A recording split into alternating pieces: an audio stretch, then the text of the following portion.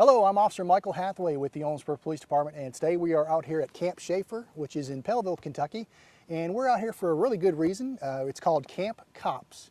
Now, it's spelled a little bit differently. Camp KOPS is spelled K-O-P-S. So I'm here with DARE officer from the Owensboro Police Department, Officer Courtney Yerington. Appreciate you stopping by with us. Thanks for coming. And so tell us what Camp KOPS stands for, first of all.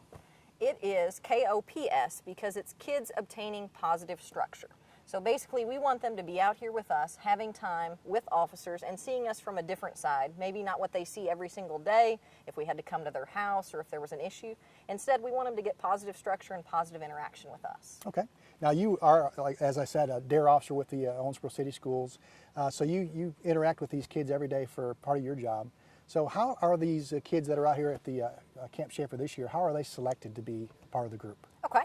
Basically what we do is we pick 5 kids from every one of the city schools. The school resource, basically their family resource center, gives us 5 names of kids who are good students, who are positive role models in their school, good leaders, and kids that they think would enjoy spending a week with us out here at camp. Okay. Now, you said a week here at camp, so this started this Tuesday, right? And you're going to stay out here how long? We'll stay through Friday. In order to obtain that positive structure while you're out here with the kids all week long, give me an example of some of the activities that you guys will be doing out here at Camp Schaefer. We do a lot of different activities with them. We start at the very beginning of the week and we basically make a soapbox derby car. So the kids get to paint it, they get to sand it, make the wheels, and then at the end of the week we actually have a race with those. Outside activities, we have anything from inflatables. We have a water inflatable we're going to use later today. We have volleyball courts out here. They're actually doing archery just on the other side right now with the kids. Basketball, we play indoors with them, tag, all sorts of different activities. Awesome. Now, we already mentioned this is a week-long program, so just to give an idea, how can you afford to put this type of program on? We do fundraising. Basically what we have done, the Fraternal Order of Police has given us some funds. We have done the No Shave November and December when we did those. Those funds also come into that. So we have a lot of different sponsors that help us provide all the funds that we need for this camp. All right, so in order to have 22 kids out here for the entire week, explain a little bit about how you go about feeding them and preparing these meals for these kids. Basically what we do is we take all those funds that we have received through donations and we go out, buy all the food, and then several of us out here prepare food. Today, myself, a person from Yellow Ambulance, and another officer here, we prepared all the food for the meals so far today.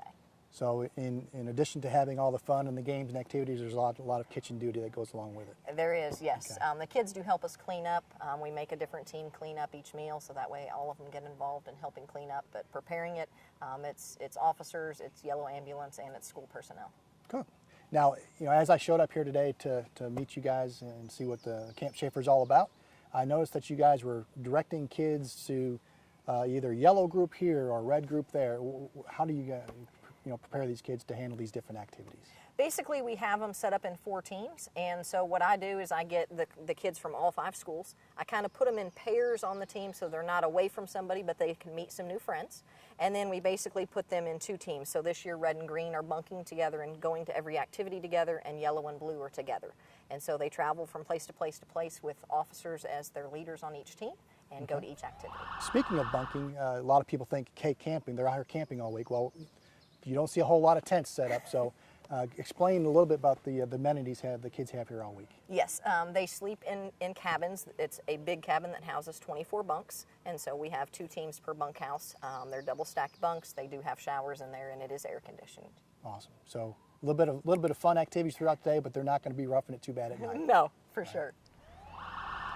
Okay, so you guys got out here on Tuesday. Correct. And you're going to be leaving and heading back into Owensboro on Friday to bring the kids back home.